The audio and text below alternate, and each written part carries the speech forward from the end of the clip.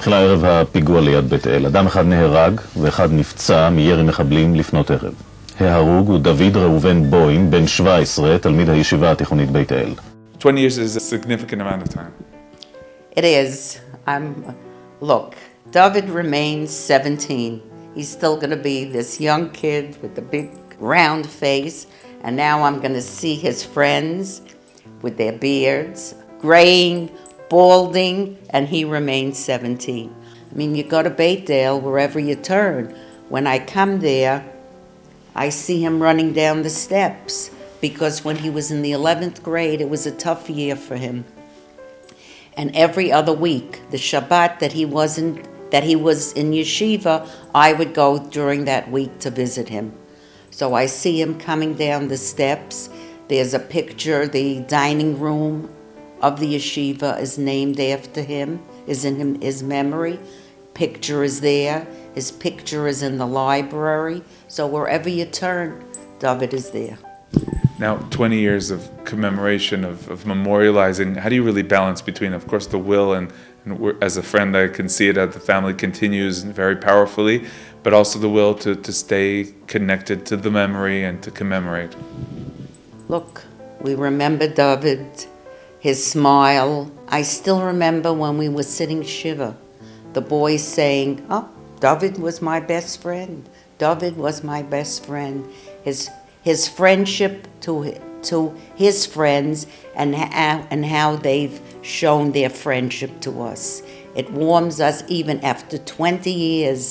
What they've arranged, what they're going to do in his memory is just so heartwarming, and it eases the pain a bit for us.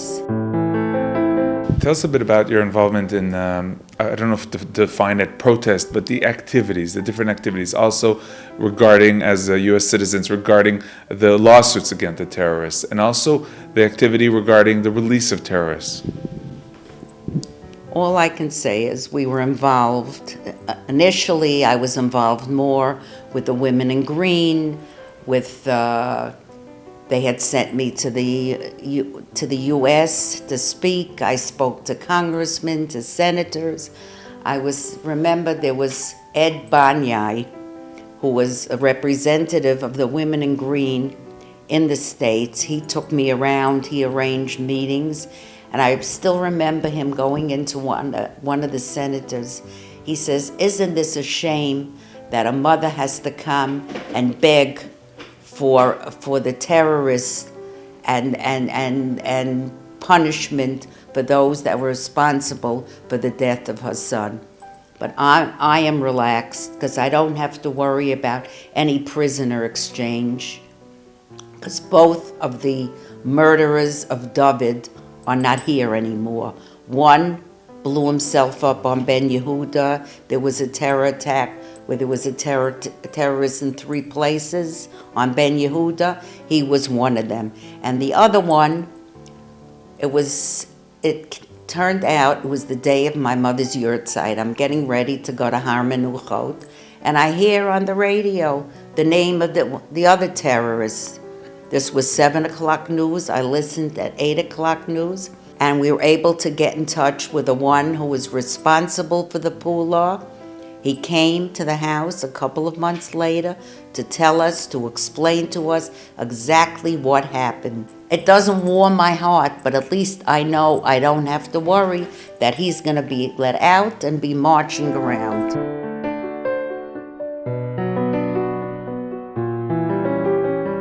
Yom Ha'atzmaut, Yom HaZikaron, how do you deal with that connection a day after? I find it very difficult.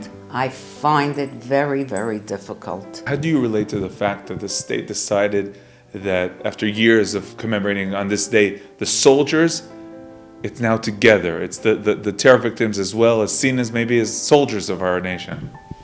I think it was a wonderful decision to remember there's one day that the whole nation supports you, not only the Chayalim, but those that were killed in terror attacks.